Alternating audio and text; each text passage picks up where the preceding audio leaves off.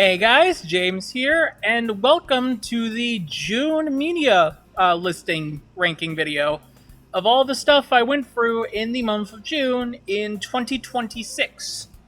Uh, you kind of know the gist by now. I just have a little list here. I am kind of just blind talking about everything here. I probably should grab the manga I'm going to be talking about. So 1 second.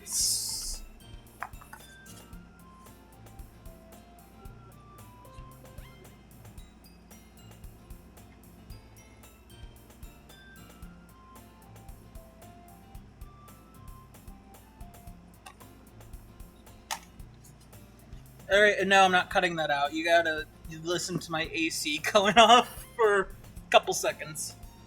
But as you can see, June wasn't too big of a month, generally speaking.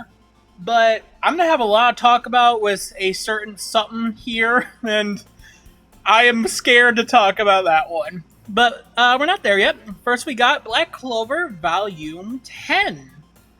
Uh, Skimming through it, try to remember exactly what happened in this one because I did two this month.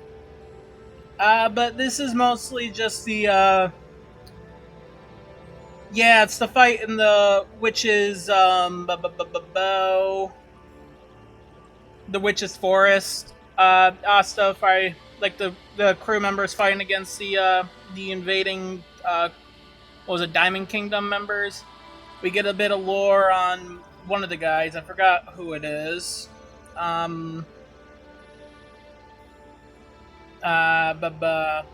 What was his name? I can't find the bastard. He's the guy that has like fire, I think. One of the students. There's a lot of characters in this. I can't remember everyone's names off the get-go. Partly because I'm just bad with names.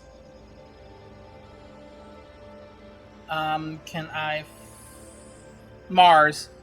Mars was his name. But yeah, we got a bit of stuff with Mars. Was this the one he had a change of heart? Yeah, I think this is the one that had a change of heart. And then there's the other one where it gets more fleshed out. Overall, I'd say this volume's it's good. I didn't talk a lot about it, I know. It's a good volume, though. I like a lot of the art, a lot of the fighting, a lot like Mars is a little bit, just getting more on these characters. Yotsuba, volume 16. What the fuck? I choked on my spit there. But volume 16 of Yotsuba. Fun fact, I absolutely love the Yotsuba manga series. I picked it up on a whim in 2019, read it a whole lot, and then I haven't touched the series since 2022 because I've just been waiting for volume 16 to happen. And back then, I was under the impression, okay, 16 I think will be the last volume of the series, because it felt like it was going to wrap up when Yotsuba went to school, and I was getting the impression that was going to be next. But you know what? I will not complain. I don't mind. And Yotsuba is a series I audibly laugh at. I don't do that a lot with manga, but I audibly laughed at this. I'm between favorites and amazing. I'm gonna say favorites. I really liked Yotsuba here. It was a lot of fun. The main thing going on in this is just exploring the mountain. You got a bit of a fun. It's just fun vibes. That's the whole thing. Exploring the mountain. Yotsuba getting a bit of an idea on what school will be like when she starts going in. To a degree, we got a character from the other series that this mangaka did. I forget the name of it, but it has a shit ton of memes all around. Especially with some English things like, oh my god! Or Americana! Hello! Hello! That shit. I forget the name of it. I haven't seen it. But you get that one of the characters from there. I love it. Yotsuba's just a fun vibe. If you just want a series that you could just read and enjoy the silly shenanigans in life, you're gonna love Yotsuba. I love it. This series is more of a side project for the mangaka, so that explains why it was like a fucking 5-year gap between volume 16 and 15. But you know what? I can't wait for 12 more years until volume 17. I look forward to it whenever he gets to it. I hope it's not as long of a wait, but it's going to be another long wait. And then Chainsaw Man, Volume 21. I did buy this volume a bit early. I was able to find it before Denji Yuji, or Yuji Denji release. Didn't get around to reading it, though, sadly. But I really liked this volume. I liked it a lot. Just, Denji's just inner conflict between just, just the power of being Chainsaw Man and, kicking ass and just wanting a love life. And you got Yoru and Asa. You got the War Devil fucking weaponizing everything against Denji.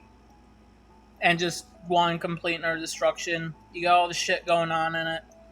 Chainsaw Man Part 2 is very divisive. I know very well, but I don't know. I'm enjoying it. I'm at least enjoying what's going on right now. I think it's really good. It's got a couple volumes till I get to that very controversial ending. Which, when we get to it, we'll get to it. I feel like that's gonna be next year. Asa is, I'm trying to remember which one Asa is. I think Yoru's the War Devil. But, I'd say this was a great volume. I don't think I'd go as far as to say amazing, but I like this volume a lot. And how it's setting up the fight between, Denji and these big devils. You got the War Devil, you got the Death Devil, I think it was. You got Gravity coming back, or the Falling Devil coming back. Yeah, Death Devil. I don't know, I really liked it. I really liked this volume. And another volume of manga, My Hero Academia Vigilantes, Volume 1. The mangas I don't typically have a lot to say for, this kind of stays true here. But I really like this. I had this on the back burner since, I want to say the Vigilantes anime started, or around the time the physical releases of my mainline My Hero ended up. Because I was thinking, once main My Hero ends, I'm going to start picking up Vigilantes. It's only 15 volumes, so I do want to continue it. It's not going to be like a go-to for me. But I did really like this volume. I like the dynamic between the main three, between Crawler, Popstep, and Knuckle Duster. I like how they all interact with each other. I like a lot of the side characters too, the Wolverine and Cyclops guy. I like them, they're funny. And I like how it does set up story a decent bit, while also just, what's going on. What's like our little villain of the day type shit. And just seeing the events of My Hero before the main big events of My Hero. I would also say a great volume. And Undead Unluck Season 1. I've been seeing this get talked about a decent bit within like the Death Battle community by some members. And it made me interested in checking it out. And then, those YouTube shorts that just kind of post clips from an anime, but they put like a royalty-free music over it, and like cut out any sound effects that isn't the voice acting for the dub. I was getting a couple of those for Undead Unluck and just made me go, fuck it, sure, I'll give it a watch. And Undead Unluck, I really like the premise of it. I like the premise of these things, undead, unlucky, unkillable, unmovable, all that type of shit. Untouchable, I love that. I think that's a really cool premise there. And I really like the dynamic of main two with their powers being unkillable, or undead, who wants to get himself killed, and then Unluck, who gets anyone that touches her killed, especially if she likes him. And just that whole dynamic of the undead trying to get Unluck to like him, so then he could fucking die. I really like that dynamic, but I'm not fully into the direction it takes. Because the direction it takes is basically, originally the setup felt like, okay, it's going to be these two escaping this council type people the whole time, which I didn't mind. But then it kind of switches to, now they're joining the council. And now it's not as much getting the way to kill the guy, instead saving the world and stopping more unfortunate things from happening. I forget what it's specifically called in the anime, or in the series. And I don't know, I'm not really too keen on the whole council type shit. It reminded me a lot of Sakamoto Days, where the anime started losing me once it started getting into that category of this secret society council type people, and just I didn't really care for it as much. And the same kind of ring true as Undead Unluck. Record, I still like it. I like the majority of the characters there, even though a lot of them aren't really flushed out just yet. I don't know. I'm kind of enjoying it. I do like the girl. I do feel bad for the girl that's like in giant eyeball there. I'm pretty sure you can see my mouse. But like it does this twist where the gunslinger dude, oh, it turns out he's actually the bad guy or something. He's a secret agent member saying or double crossing, and I don't know. It just kind of fell out of nowhere in my opinion, and it didn't really feel like myself as an audience member got the time to really connect with this character and feel betrayed like the cast does. And I don't know if it's like just you want you to feel that way or you want to just feel bad for the girl in the eyeball saying because he saved her and gave her a life worth living. I don't know, but it kind of fell out of nowhere. I'm sure future events will live up to it. And like, I do overall like what's going on. I like a lot of the jokes, so the humor in it's pretty good. There's a lot of cool fight sequences and creative uses of powers. I do want to point that out as well. I think there's a lot of creative power usage within the anime here. I don't know, I'm not super into the main thing. The twist didn't really get to me personally. But there is one thing I really got a gripe with the anime, and it's overuse of flashbacks. Like, it abuses the fuck out of flashback sequences. And a lot of the time, it's for things that literally just fucking happened. Like, you cannot go an episode without it flashing back to, like, after the first maybe 5 or so episodes, you can't go a single episode without at least, like, a good handful of it playing back shots of a previous episode with nothing really changing, no filter over it, and it just plays out full clips. And to me, it just feels like padding. It feels like fluff to kind of extend the episode's length without, doing a lot more with the animation or, covering more aspects about the story. And it's like the writers do not trust the audience to remember what happened just a fucking episode or two ago. And I don't like it. I do not like that part because it just feels lazy and fillery to me. Like, okay, yeah, we saw this scene like 5 times already.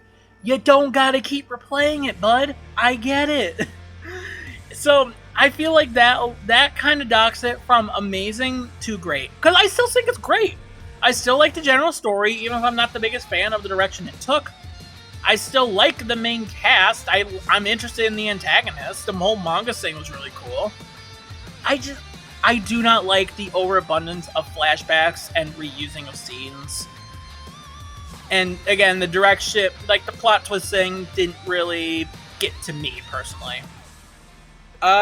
Black Clover Volume 11.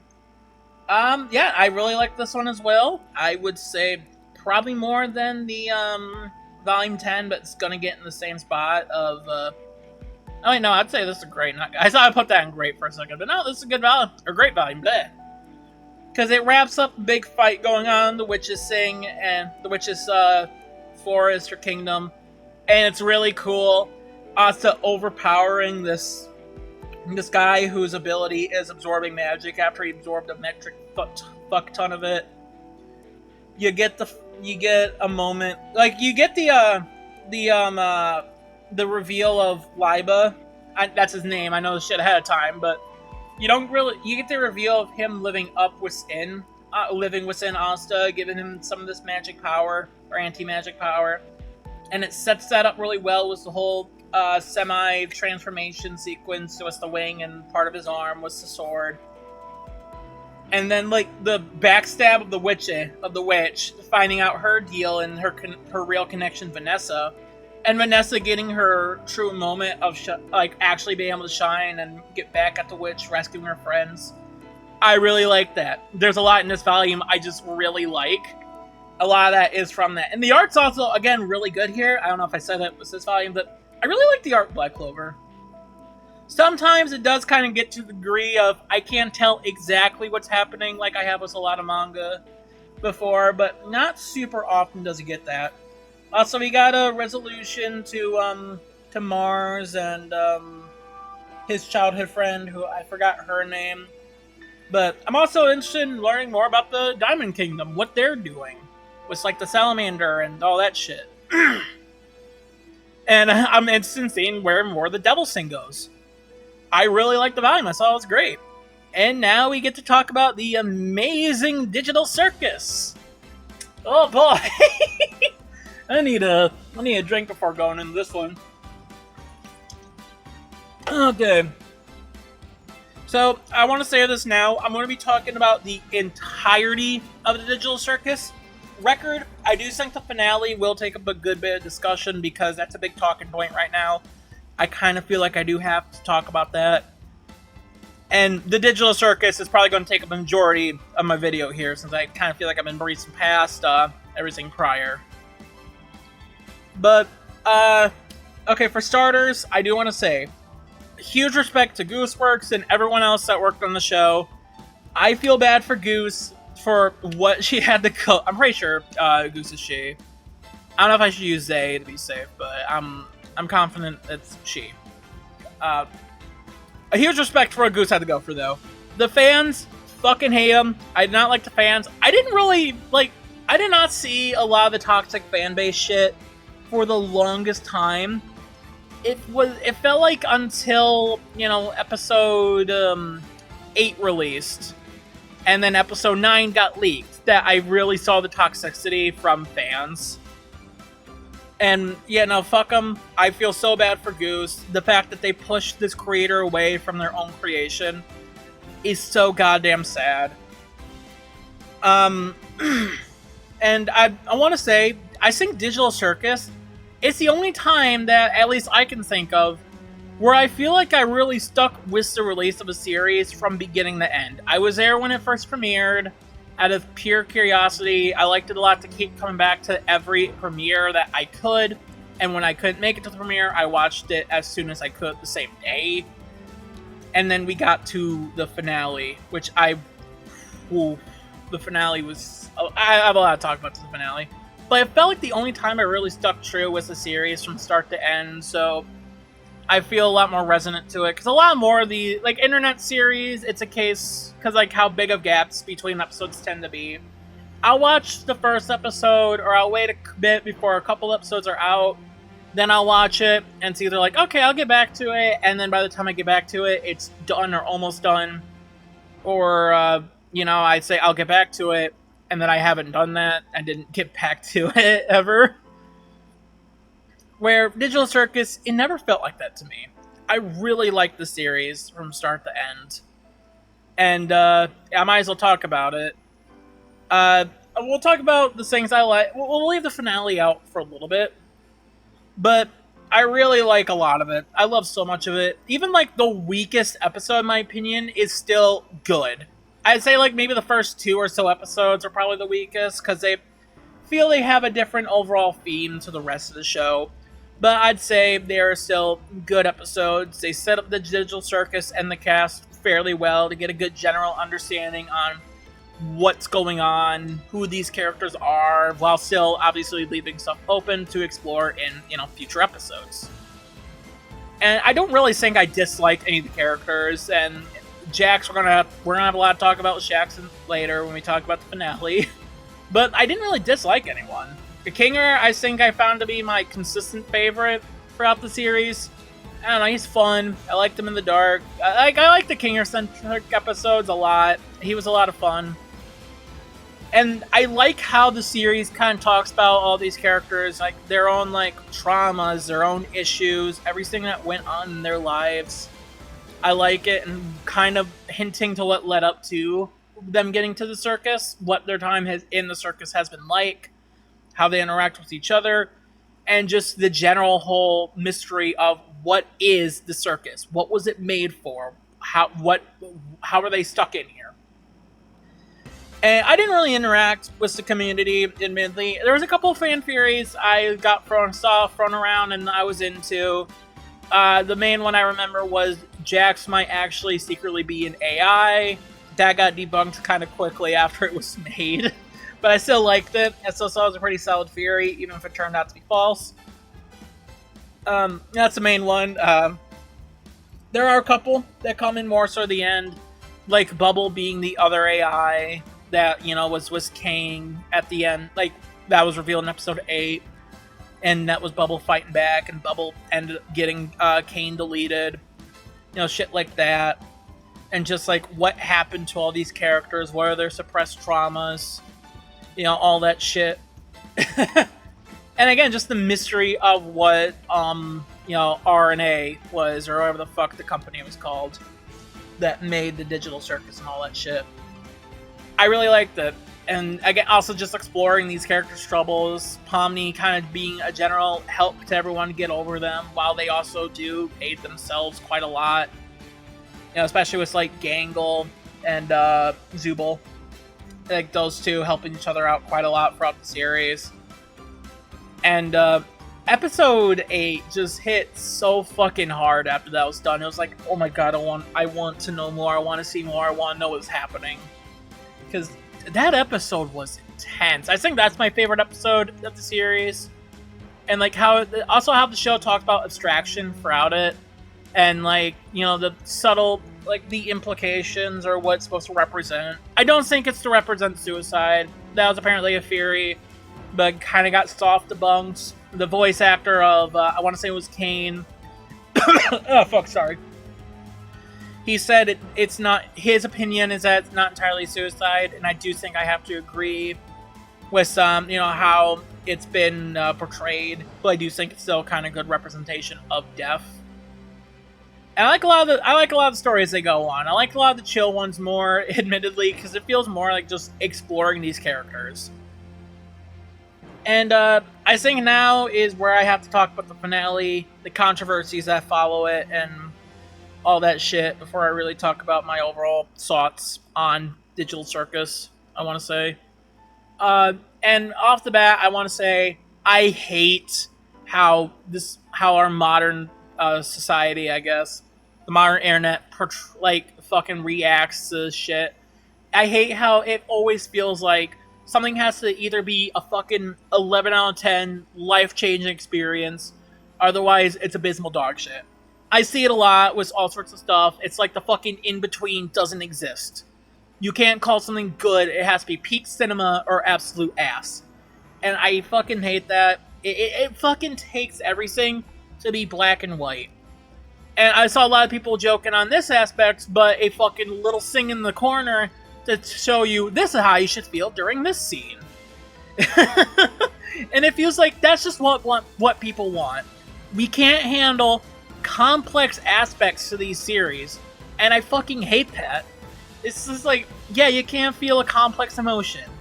We can't have our piece of the media be complex. We have to fucking have it be baby birded to you. And I want to rant about that real quickly. Because when the finale got leaked, everyone was saying it's abysmal dog shit, it's disappointing, it's so terrible, it's one of the worst finales of all time. I didn't watch it when it got leaked. I waited patiently for the finale to, you know, actually come out. And I feel like that kind of just reevaluates, or it kind of adds more to what I was saying, and just, it can't be it has to be peak cinema or absolute garbage. No in-betweens. And where I'd say, I wouldn't call the finale absolute cinema, I would still say it's an overall good finale. It's a good episode. Not the greatest thing ever, but calling it one of the worst is just fucking baffling to me. And I will start with the criticisms I do have of the finale. I don't think it's perfect. I do think the start of it isn't all that good. I do not like how it starts. It feels like it kind of rushes through a lot of aspects that felt like they needed to be drawn out a bit more. And like pretty much right away in the episode, they reveal that, okay, no, these were not real people. These were artificial copies of real people. They're brain scans. And personally, that was a common theory going around for the longest time. I personally never really enjoyed the theory.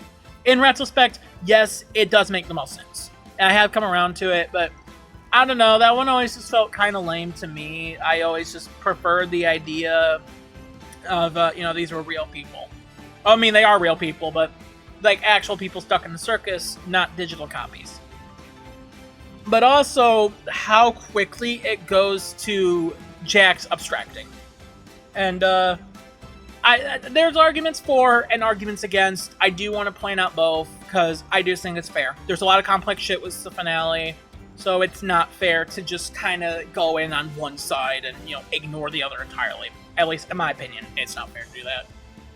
But I'll point out the arguments against it. It's just, again, how abrupt it is, how quickly it was.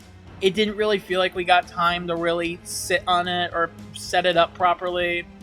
And then the arguments for it is it does kind of match the general idea of abstraction, how abrupt it usually is, and how, that can work as a good, metaphor for just death, and also the suicide angle. Also, the argument against it was that we never really get to see how the abstraction fully works, but I feel like we got enough context clues throughout the series to where we can make a general estimate on how the process of extracting works, while also leaving some room for interpretation, and I think that's honestly the best way to handle something like that. But again, we'll see the suddenness of it and its relation with death, and that, death can always just be so sudden. A lot of times, not everyone's going to be prepared for something like that happening, especially when it comes out of fucking nowhere. And to these characters, it did feel like it came out of nowhere to an extent. And I also want to point out this, people saying, oh, everyone was so much happier after Jax abstracted. And I feel like that is kind of twisting a view onto it, where they're not happy because of Jax abstracting. It's more so just they finally have come to terms with their lives in the digital circus, was what they are now. And, they also do, eventually find out the truth, find out what their real life counterparts are up to. It just so happened that, Jax abstraction happened at the same time. It happened around the same point in time as all that happening. It's not, okay, they're happy now that Jax is fucking gone. It's more so just how shit happens, and Jax, obviously that swarm of life was not for him. Also, I should probably not be saying him, because, it's revealed that Jax is closeted trans, so I should be using her, and I want to say this now, if I refer to Jax as he, it's, just entirely out of, that's just what I've been used to. I will try sticking to her. If I do slip the he, entirely on accident, just force a habit. I don't want to disrespect any, trans audiences that might, be offended by me using the wrong pronoun. It's just force of habit for me. I'm sorry. But what the fuck was I talking about? Shit. Oh, yeah, everyone, I don't think people were happy about Jax abstracting. And I do think there's also an element that does get talked. Jax being trans does allow me a good leeway into another aspect.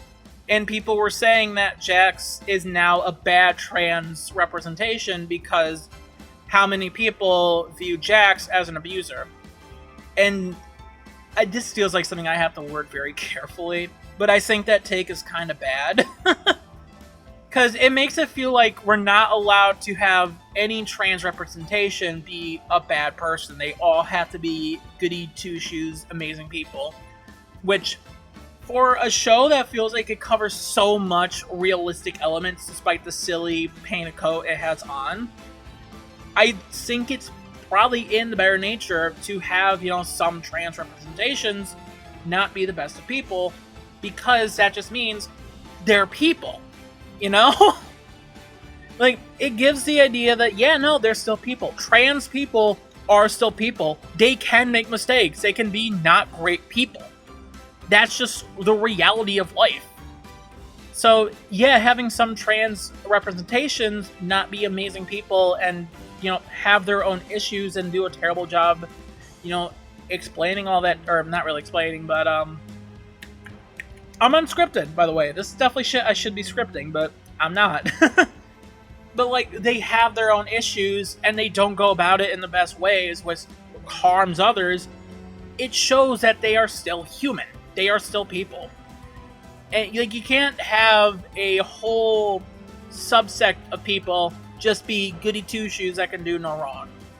I remember in, like, fucking, like, 18, 19, when, like, the whole, like, it's probably still saying, because I don't see it as much, of, like, women characters can't have any flaws, like, shit was like Rey and Captain Marvel, shit like that, and it feels like, we need these kind of characters to have flaws, because they're not really realistic if they're just perfect. I think that does go with Jax here as well. And another point I probably should talk about is how the episode is very Jax focused. And how a lot of people, especially those who hate Jax, don't like that. And, okay, it's fair to not enjoy an episode focusing on a character you do not like. The problem is, though, is that throughout the series, Pomni and Jax, and to an extent Kane as well, always felt like the main characters of the story. Kinger is my favorite. Do I wish he had more screen time? Absolutely. Same with the other characters. Same with Ragatha, same with Zubul, same with Gangle. I wish they did have more screen time, but I do also understand that, Jax and Pomni always did feel like the main characters. Because, Pomni's the new character, obviously, like, the newest to the circus. We're first seeing everything with alongside her. It makes sense she is one of the main characters. And Jax as well, as arguably, she probably goes through the most stuff throughout the series. We see the more sides of her, more sides of Jax, than any other character here. And another thing I want to point out is, this kind of goes back into, like, complex aspects, but people trying to say, they're making us trying to make us sympathize with Jax now. And I don't think that's entirely the goal. Or, like, or also, like, people trying to say, Jax went for all this abuse, now they're saying that we have to instantly forgive her. And again, I don't think that's the goal. I think that's just saying that people are fucking complicated. Like, what Jax went through does not excuse the shit she did with Sen the Circus and how she treated people. At no point does it feel like Digital Circus or Gooseworks is trying to say that. And it's kind of wild that that's the conclusion people are getting. Because I've seen a lot of people say they relate to Jax for in a way they see themselves in her and want to be better. And I think that's a really great way to view Jax. Jax is a cautionary tale of a character. This is what happens when you push down your own emotions. You put up this mask of just being a jackass and push people away all the time. And it's also just what happens with PTSD. Because, we get so many heavy implications, / outright stated, that Jax does suffer from toxic masculinity. And, like, that was something that was kind of showed a decent bit in the Untitled, the episode where it's just going through a whole bunch of, different stories. I'm pretty sure that's Untitled. That it's either Untitled or the Scrabble of keyboard slamming. But, we see that Jax does suffer from toxic masculinity between, putting on the maid outfit, saying about his own, like, masculinity with the the bunny tail and shit like that. And we do get another, like, more subtle showing of this in episode 8 with Jax's rabbit skin being peeled off and everyone laughing at her. And like, in the final episode, Jax is definitely an abusive house. And his mother definitely emotionally abused him, saying he's not man enough and shit like that. And we can get the general idea that maybe Jax said that he might, or she might be trans to her mom. And that's what caused the laughing, the personal attacks and shit like that, and why Jax is so traumatized to opening up, especially to other women. And you see that with Froggy. That's her. Please tell me that's her name and I'm just not making shit. Ribbit. Ribbit. We see that was Ribbit. Jesus fucking Christ. I almost said it's not Frogger, is it? No, it's Ribbit. But yeah, no, you see that with Ribbit in that scene in Ribbit's bedroom opening up, where the camera was from Jax's POV for a decent bit until when she talks about her own trouble, her own trauma, what led her to the circus, we move away from that POV and we look at Jax. And like, yeah, again, Jax is a cautionary tale in that. And I've seen a lot of people say, oh, Jax had so many opportunities to open up. And it feels like it just entirely downgrades what Jax went through. Jax has trauma with opening up to women, to not feeling masculine. And that it does a great job at showing that, and a cautionary tale about that. That is what Jax is for. That's what her story is about there. What led to that abstraction, because that's the type of shit that's going to happen. And even after we get Jax like fully subsiding in the abstracted state, and we see Gangle break down, the person that Jax arguably abused the most and tormented the most. And earlier in the episode, she feels bad that she can't cry over what happened with Jax. And again, this kind of works, and this is another complex type thing I just don't think a lot of modern society is really built for anymore, sadly. Where it's a complicated thing. Like, you don't often want to wish these terrible things onto a person, and when that does happen, if they traumatize you or they hurt you a lot, you can't cry and you feel bad about it. It's a complex thing.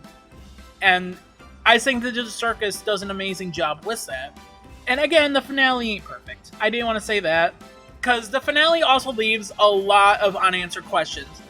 And I do understand Digital Circus, it wasn't as much about the whole mystery of the corporation behind what happened, and more so just the people. The people and just being there for each other through tough times. So, yeah. And like, it's fine. I still think it's understandable to be just a bit disappointed by it not covering a lot of the big mysteries it sets up.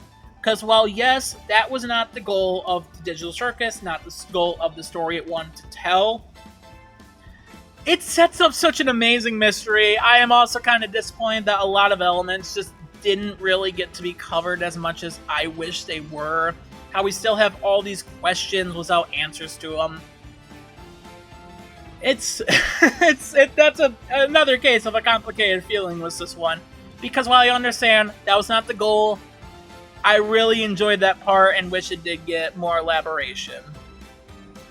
You know, like, what was that other AI? What the fuck was Bubble in the last episode?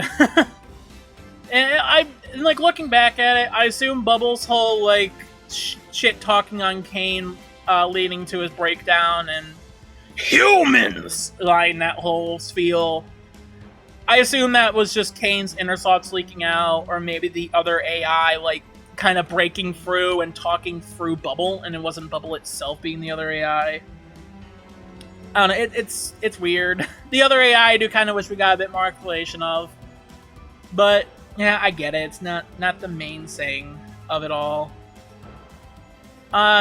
There's probably a lot more I have to say to really talk about with this series, but I think I talked about all the main focuses I wanted to talk about. I'll remember after I fucking upload the video. Maybe I'll do like an update, pin comment, or whatever the hell. But Digital Circus as a whole. What do I think about the circus as a whole? I loved the Amazing Digital Circus. I understand that it might not be for everyone. I think it's fair if you don't think it was for you in particular. It has a humor, I think, more so for today's audience, I'd say. The more zany, wacky kind of humor to a degree, while balancing that with the more deeper tones of everything. And like, if you watched the first 2 episodes and didn't think it was for you and got turned off from the rest of it, I think that's fair. It does feel like the tone gradually shifts more and more to the story serious nature comparatively to the first 2 episodes, even if you can still find those aspects within the first 2, like how Pomni talks with Gummy Goo. I do think it's fair. But I also do want to say this is a fucking important part of indie animation. This is like the Mario Sonic of indie animation, I'd say, to a degree. Maybe not fully, but it's definitely an important milestone, an important aspect of it, because this series showed that indie animation can be so much. It can reach such a massive audience that it outdoes the big Hollywood type shit. And like we were also seeing that a lot with Iron Lung here, with Obsession that we'll talk about, with the Backrooms movie. Just so much like more independent or online things really breaking it out. You see Digital Circus stuff in your normal fucking supermarket. I go to like Meijer, they have Digital Circus toys. I'm sure Target has that type of shit. Walmart, I don't think I've seen it at Walmart, at least not my Walmart. But Spencer's, you see this shit all over the place. And like Digital Circus is definitely going down in indie history, indie animation, indie in general. Also, yes, Glitch is still indie. Just because it's big does not mean it's not indie. You are stupid if you think Glitch is no longer indie. I think overall, while I would not say Digital Circus is perfect, it is one of my favorites. I stuck with the series from start to end. It was sad to see the series go, but I had an amazing time with it.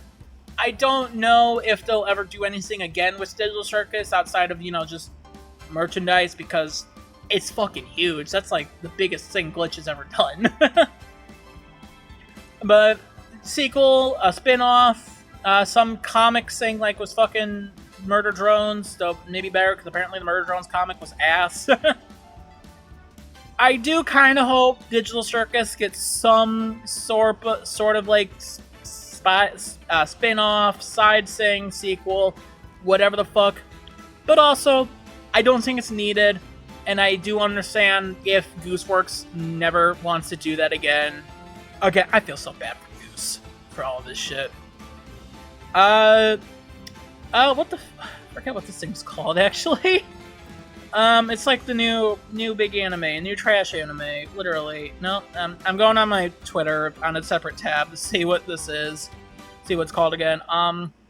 Gachiakuta,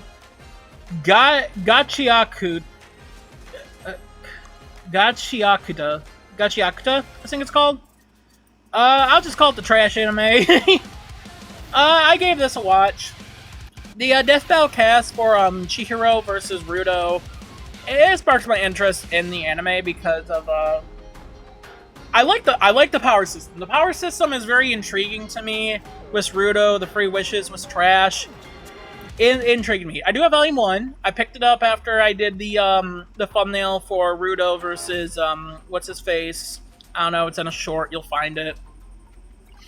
But it did make me interested in that. And since it's gonna be a good bit before I get to the manga, I decided, you know what? I'll give the anime a watch. Apparently, season 2 got announced, and overall, I really liked it. I'm not the biggest fan of the art style, but I like a lot of the other stuff about it.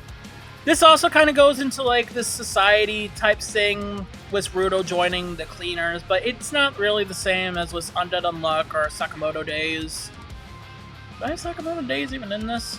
I don't even know. Oh yeah, I do. Sakamoto Days there. I can't remember that was last year. But it does go into that, but I do think it does it better as it feels more naturally put into it. It doesn't feel like it has a previous premise that then shifts into it, and more so it just goes kind of straight into that. But Rudo, I love the guy. I love him a lot. He's a great main character, and just the general tone of the anime I really like. I like the more kind of grungy, more fucking Detroit tone, I guess. I also like the power system and how this world works. I really dig it. And the story going on too about like who are the angel people that framed Rudo for a murder that got him down here. What is the rest of the world like? The sphere, the down there grungy ass world. What are all those places like? I am very much interested in learning more about the anime here, and I'm also interested in learning more about the villains in it. I really love the purple guy, I think his name was, William Afton. I really like him. He's a fun, freaky ass guy. I love him. I also really like the music here. It really fits the tone of the anime. I'd say it's amazing. I really like this. I'm excited to see where the anime goes in the future. And then Obsession. I had the choice between watching this or The Backrooms this month. I went with Obsession because I'm admittedly more interested in that, and I don't really care for The Backrooms general story, but I am interested in the movie. Obsession, this came out like a bit ago, like I think in May, but I really didn't really hear much of it until lately. I saw clips for it that I didn't know was from the movie. Like, why am I blanking on the characters' names? Nikki, her just snapping in the restaurant, just yelling no a lot. Her pout, her fucking frowny ass pout from the fucking Jenga thing. I've seen a couple of things. I didn't know there was from this though, in particular. But I went to see the movie, and I really liked it. I think Obsession it's not perfect, I'd say. I would not call Obsession a perfect movie, but it's a fucking amazing one. Obsession does just an amazing job at making you as a viewer always feel unease. Like, at any moment, it feels like some crazy thing is about to happen. Something out completely out left field you are not going to see coming. And it always makes me uneasy. I'm always worried that something is going to go down. Especially when a lot of early shots after Nikki kind of goes possessed. You see her in the background of some scenes moving. And it does a great job of setting that type of shit up. Especially for, like, in the latter half of the movie when you got the more fucking insane type shit going on. I love it. I also love just how uncomfortable a lot of the scenes in the movie makes you feel. I think the ones that do that the best are the dinner thing, like I mentioned earlier, with Nikki going crazy on Bear. And then the other one is the entirety of the party. Just how uncomfortable Nikki makes everything. And there's so many shots that just sit there. They linger on Nikki and her fucking creepy ass face. I love it so much because it's just like, are we moving on, man, or what's going on? And this sounds weird as shit, but the shot lingering her, she just pisses herself, standing there waiting for Bear to get back from work when he just fucking left. And when we come back later, there's just shit on the floor. It's just like, oh my god, man, that's gross, but it works in making you feel uncomfortable, like, oh, Jesus. And there's a lot of, like, real big shocking moments that you can argue is more so just shock value. But in my opinion, I do think it pulls itself off because it builds up on the constant unease of the movie. And one of the best examples of it, and I'm going to go into spoiler detail for this movie. It's been out for 2 months, but I'm going to go into spoiler detail. But where, Nikki made Bear lunch, made him a sandwich, and early in the movie, there's like a conversation about Bear joking about being a food critic. And Nikki makes him a sandwich that uses meat made from his dead cat. That's at the very start of the movie. That was like, oh my fucking god. Holy shit. That shit stuck with me after watching. Along with the first death of the movie, besides the cat, the first death of the movie, just because of, like, you know it's coming, but it does it in such an, fucking slamming on the bricks type of shit, or the brakes type of shit. It's so abrupt, so sudden, that it works so well. And that being the death of, what was her name in the car? Obsession. I should have prepared this better. I don't know why. I prepared for one thing, which we'll get to soon. Waiting for a thing to load. What's the name of the character? Sarah. On Sarah's death, holy shit. Because it's just Sarah and Bear talking. It's peaceful in her car. You see a shadow for a brief moment approach Sarah, as it sounds like she is about to confess to Bear. Bear kind of knew it was coming.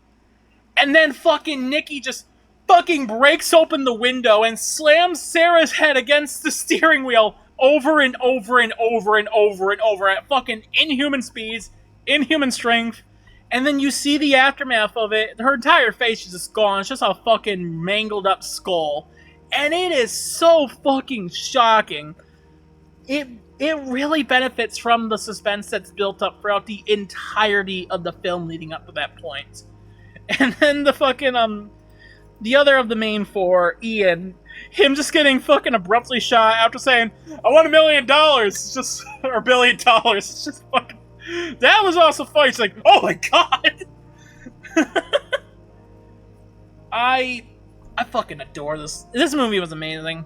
No, it's not a favorite for me, I'd say, but it might go up later, and later down the line, I'm not sure. But I'd say it's amazing, and probably going to be top of amazing at the end here. Obsession is such a great movie. If you've not seen it, and you like horror, I recommend it. Even though I just spoiled it. But it does such a great job at building suspense. It does a great job at just making you as a viewer feel uncomfortable. Especially when it switches between Nikki being fucking this creepy as fuck possessed woman and being completely scared and erect. Like, what the fuck's going on? It does a great job, especially like at the party with the bottle. Oh my god. I love it. I also like a lot of the art. I see a lot of DDLC art with it. I think my favorite one is referencing the party scene of Yuri doing the pout during the dare of kiss person on your left, and you got MC and Natsuki. I find that one really funny. That's my favorite. Bob's Burgers, season 15, right? This is the one I had prepared with a different tab. Yeah, season 15. Season 14 I thought was good, but kind of uneventful. Season 15, on the other hand, has a lot of episodes I really liked. And, like, there's some that I think are kind of just okay. Oh, excuse me, sorry. Episodes like the Tina Table, or the Tina Table episode, Saving Favorite Drive-In, what other ones? I'm trying to, Advice Things are nice. Mr. Fish Orders, Opus.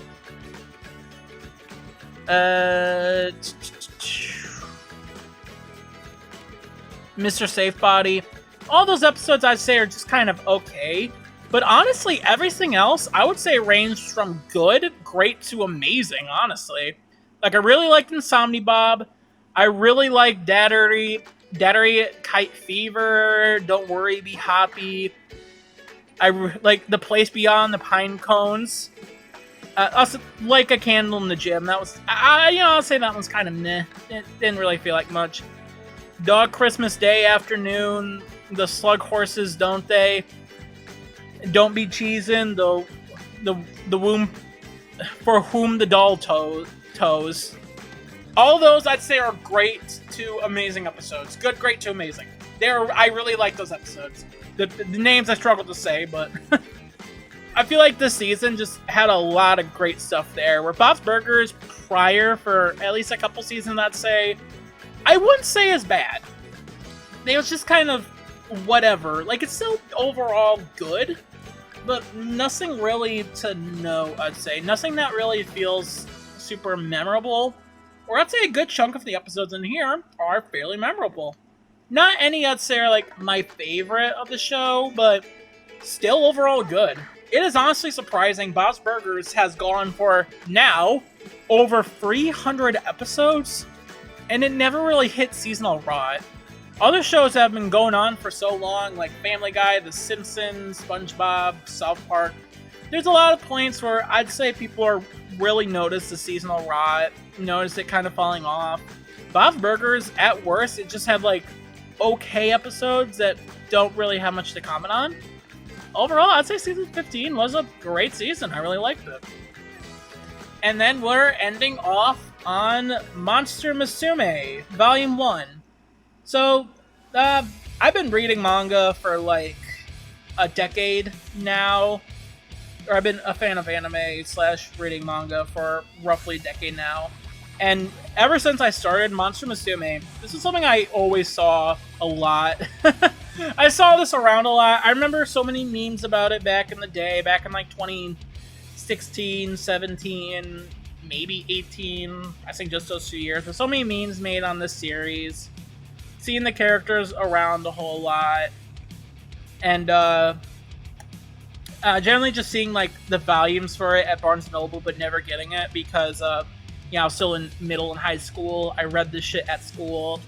I didn't want to risk bringing a plastic crap book to school because I knew what that meant. It meant titties, and yeah, there's a lot of titty shots in here. Overall though, I'd say Monster Musume, after waiting like a fucking decade to give this series a shot, I'd say it's good. It's honestly pretty good. Obviously a lot of fan service. A lot of weird shit with the fan service, but they're all, as far as I'm aware, adults at the very least. It's not like fucking little kids. One looks young, but in this case just being slender, I guess. But yeah, I mean, it's a lot of fun. There's a lot of fun little jokes in it. The main characters, they're alright. Not like any favorites or whatever. It is overly horny. I will admit that. The horniness sometimes a bit too much. A lot of times we're like, how the fuck are we having naked chicks here? I don't get it. But overall, I would say good volume. I might continue it in the future. I don't think it's going to be like a go-to for me. I do have other series I want to focus on, but it might be a case where if I see it, I'm already getting some other stuff, I'll pick up the next volume and give it a read when I get around to it. But that was June. June was a very busy month for me, but I obviously had some things I had a lot to talk about. July, I think is going to be an even busier month, admittedly. But yeah, I hope you all did enjoy this video. I talked a lot about Digital Circus. I am scared to see what the replies might be. Well, I'd say I'm scared, but these videos don't really get a lot of traction. I've noticed the Death Battle stuff get more traction lately, which is really surprising to me. But I don't think these ones where it's just me talking about random shit, it's gonna get as much. But yeah, I hope you all did enjoy this video, and I will get to the Aang Traveler prediction video when I can. That might be a couple of days from now. I don't know. But I hope you all still enjoy this video anyways, and yeah, peace.